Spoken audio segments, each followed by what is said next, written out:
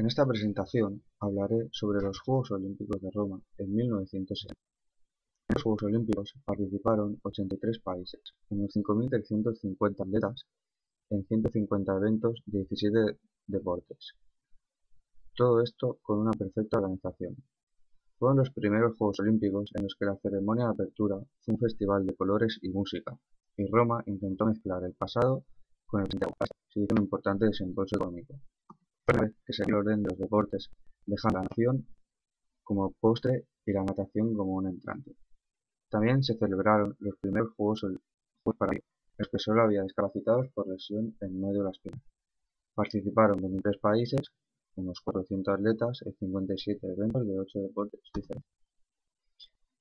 Los atletas más destacados de estos Juegos fueron Cassius Clay, también llamado Muhammad Ali de Estados Unidos, en los que consiguió el oro en el peso ligero.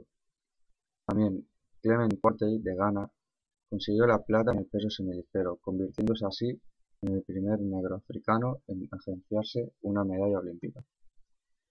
Al día siguiente, Abebe Bikila de Etiopía consiguió el oro en una maratón, en la que la corrió descalzo, convirtiéndose en el primer negro africano en conseguir oro olímpico. Wilma Rudolph de Estados Unidos consiguió oro en los 100 metros lisos, en los 200 metros lisos y en el 4%. De pequeña, esta atleta sufrió una polio que le inmovilizó la pierna durante varios años. Bill Roycroft, de Australia, consiguió el oro en equitación. Lo hizo lesionado y tuvo que salir de la cama para asegurarse una medalla para su país en esta modalidad.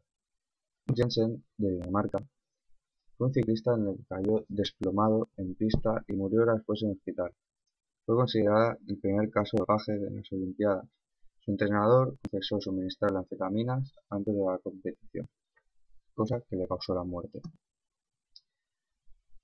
El medallero olímpico en estos Juegos Olímpicos hubo una clara vencedora, la Unión Soviética, quedando por encima de Estados Unidos, Italia y Alemania. España quedó en el puesto 41, consiguiendo un bronce en hockey hierba y varios diplomas olímpicos. Los Juegos Olímpicos de Roma en 1960. Por su atención y espero que le haya servido de algo.